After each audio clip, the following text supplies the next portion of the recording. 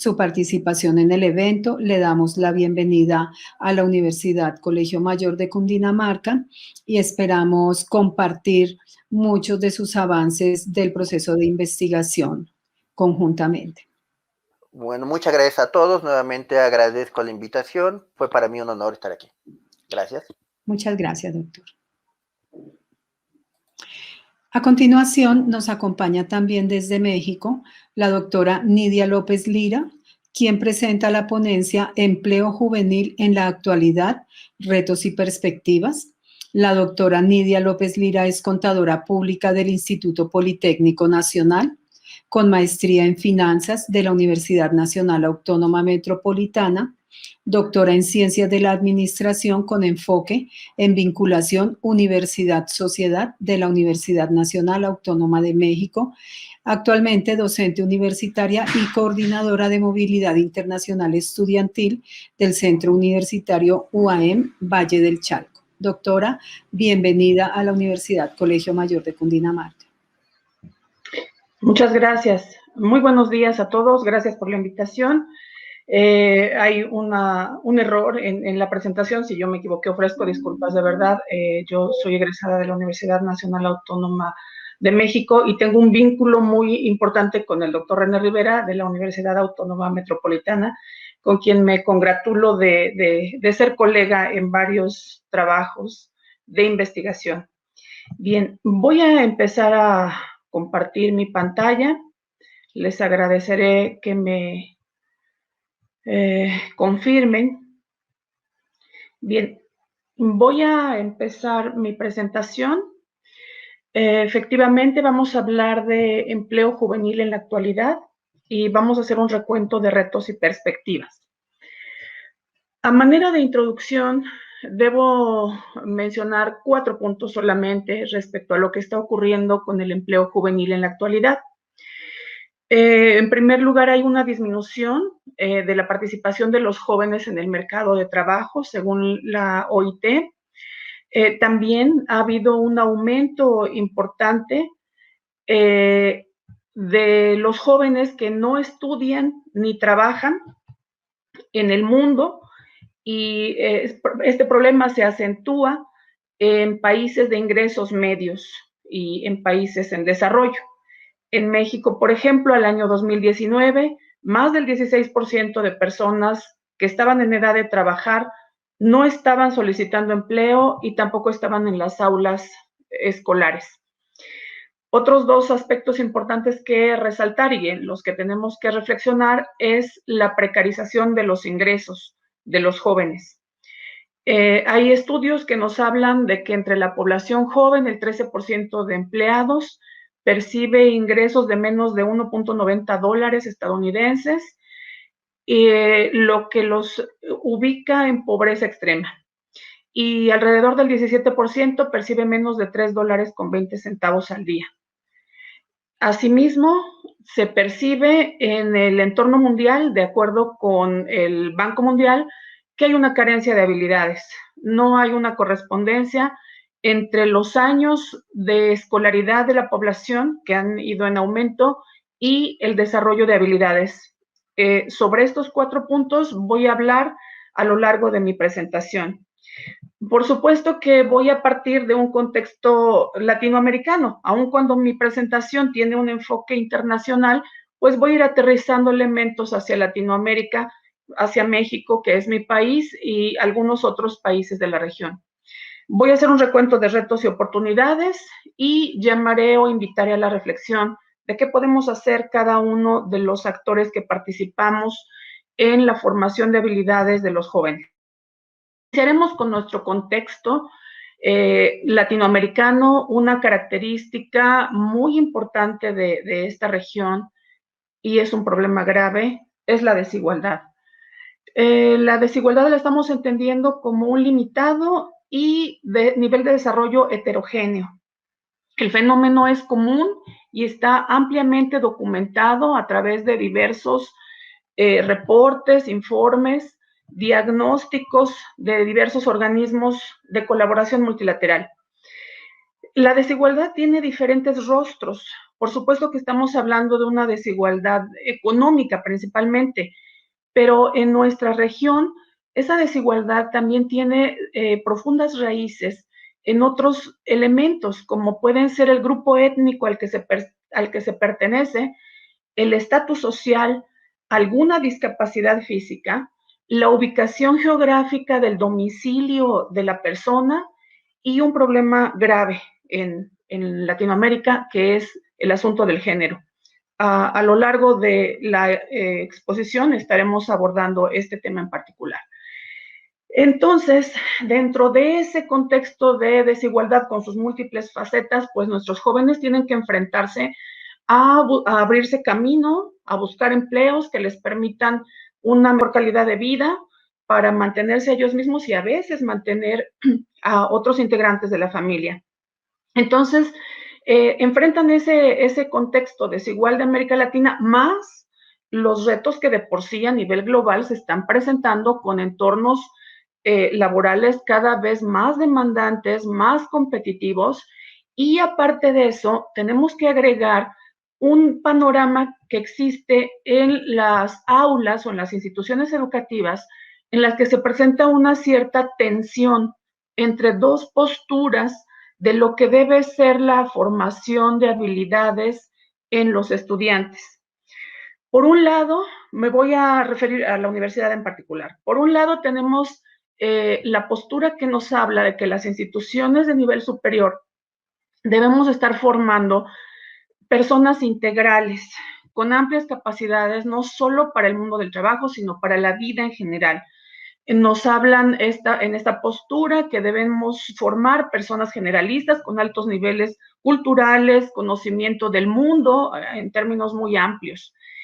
En la otra postura en la que se está dando esta atención encontramos más bien una posición que nos habla que la educación superior debe ser un proceso de formación de habilidades concretas y específicas que vayan perfiladas a la solución de problemas disciplinares de la carrera en la que está inmerso el estudiante. Estas dos posturas pues generan cierta tensión en general en el ámbito educativo y hay algunos elementos que más adelante voy a retomar en las reflexiones. Con base en este panorama, vamos a hacer entonces nuestro análisis de retos y oportunidades. Son muchos, el tema es vasto, solamente hice una selección de los más significativos. El primer reto en lo que se refiere al empleo juvenil es un problema a nivel mundial. No hay suficientes fuentes de empleo, de trabajo decente, y hay una fuerte persistencia del desempleo, a pesar de que este ha tendido a disminuir antes de la pandemia de COVID, aún tenemos 170 millones de personas que están desempleadas. Y cuando la persona logra encontrar empleo, muchas veces este es precario o a veces abiertamente ilícito, lo cual es un problema. Otro reto es la brecha por género que había yo mencionado desde la introducción. Los hombres siguen llevando la delantera en la ocupación de puestos de trabajo. Esta brecha vulnera a las mujeres porque las orilla al desempleo abierto o al empleo precario y a la carencia en el desarrollo de habilidades, de aquellas habilidades que van más allá del simple trabajo doméstico. También hay un problema de subutilización de la fuerza laboral. Aun cuando hay jóvenes que le han dedicado años y recursos financieros a su formación académica, el mercado no está siendo capaz de absorber toda esa fuerza laboral altamente especializada y que le ha dedicado, insisto, recursos y tiempo para prepararse. Y desafortunadamente vuelve a salir a relucir el tema de género. Son las más afectadas en este sentido. También se observa, con base en la Organización Internacional del Trabajo, que hay una tendencia a suprimir ciertos puestos laborales que son un tanto repetitivos, que son técnicos y que están siendo reemplazados en algunas ocasiones ya sea por software, por procesos automáticos, incluso por procesos robotizados. El segmento de población joven que más está padeciendo los efectos de este fenómeno son los recién egresados, aquellos jóvenes que aún no les ha dado tiempo de desarrollar habilidades gerenciales de toma de decisiones y entonces están fuertemente afianzados en sus habilidades procedimentales, técnicas. Pero si el mercado ya está empezando a sustituir puestos de trabajo por procesos automatizados, pues entonces tienen problemas. Y ahí tenemos unas áreas fuertes de oportunidad para solventar ese reto. También en lo que se refiere al avance tecnológico, se puede observar que este no ha sido homogéneo en la escala mundial y en América Latina menos, y en algunos países, por ejemplo México, se puede notar que hay una brecha por edad y región en el uso de las TICs.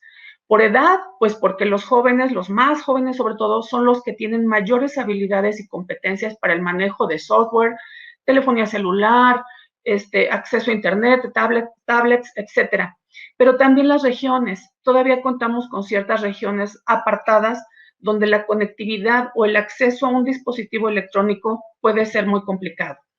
El siguiente reto es más bien sistémico y tiene que ver con los gobiernos. Es importante que se estén estableciendo políticas que busquen el equilibrio en el mercado laboral juvenil. La OIT sugiere que haya una mejor secuenciación de políticas públicas de ambos lados del mercado laboral, es decir, desde la oferta, se sugiere que se eleve el nivel de educación de la mano de obra al mismo tiempo que se eleven las habilidades, que es un tema que voy a mencionar a continuación. Y del lado de la demanda también se busca que haya políticas que permitan una mayor creación de fuentes de empleo decente. Y también la OIT hace énfasis en que de ambos lados del mercado, de tanto de la oferta como de la demanda, se esté buscando cerrar la brecha de género. El Banco Mundial ha identificado que los niveles de escolarización que están en aumento en el mundo no están correspondiendo con los aprendizajes adquiridos y las habilidades. Este es un problema grave porque se puede identificar en los jóvenes, sobre todo en los de 15 años en adelante, que sus competencias en ciencias, en lectura, en matemáticas y en escritura tienen niveles críticos, sobre todo en países de ingresos medios y países pobres. Esto más adelante les va a traer limitantes para ingresar a puestos laborales decentes, que es lo que he estado enfatizando en mi presentación, y también les va a reducir sus niveles de ingreso. Ahora hablemos de las oportunidades. Ya hice una breve reseña de los retos, ahora veamos qué oportunidades están dando. Definitivamente el uso intensivo de la telefonía celular, las tablets, las computadoras, etcétera, y de la internet en general, pues nos llevan a una facilidad o una aproximación de acceso a la información. Estas facilidades debiéramos estarlas utilizando a favor de difundir fuentes de empleo que se están generando, así como también ayudar a que se generen competencias y habilidades a través de diferentes plataformas. Y esto puede estarse aplicando de manera remota, como ya nos demostró la experiencia a partir del confinamiento por la pandemia. Una oportunidad más que se refiere a que los jóvenes que tienen ciertos niveles de formación terciaria van a tener mayores oportunidades laborales que aquellos profesionistas que solo tienen estudios técnicos o los que no tienen educación terciaria. Debo mencionar que este hecho no quiere decir que sea una inmunidad contra el desempleo, porque aquí también entra un asunto paradójico. Mientras más grados académicos tiene la persona, va siendo más selectiva al momento de buscar y aceptar empleos. De tal manera que también cuando la persona ya tiene más grados académicos, a veces es más difícil encontrar un empleo. La siguiente oportunidad es la pandemia. Sabemos que ha habido una destrucción de fuentes de empleo, sobre todo aquellas fuentes de empleo tradicionales. Sin embargo, la OIT detecta que así como hubo destrucción de fuentes de empleo, la pandemia ha creado otros empleos que anteriormente no existían, simplemente porque no trabajábamos a distancia, no asistíamos de manera generalizada a la escuela de manera remota, y el teletrabajo y la escuela a distancia han generado nuevas oportunidades laborales. Ante este breve panorama de retos y oportunidades, la pregunta que nos corresponde ahora formularnos es, ¿qué hacemos? Y yo lo he comentado en varios momentos, no es una pregunta para nada retórica, es una pregunta que requiere respuestas pragmáticas. Yo inicio por mi casa, que soy académica, pues debemos estarnos preguntando los docentes qué tipo de habilidades se requiere formar hoy en día en los jóvenes para incrementar en general sus posibilidades de desarrollo. ¿Qué habilidades requieren para insertarse en un mundo laboral cada vez más demandante, como lo dije al principio, en una región desigual como la latinoamericana? Pero también qué habilidades necesitan para proyectar su futuro, tomar mejores decisiones, ser ciudadanos responsables y en general ser personas felices y realizadas.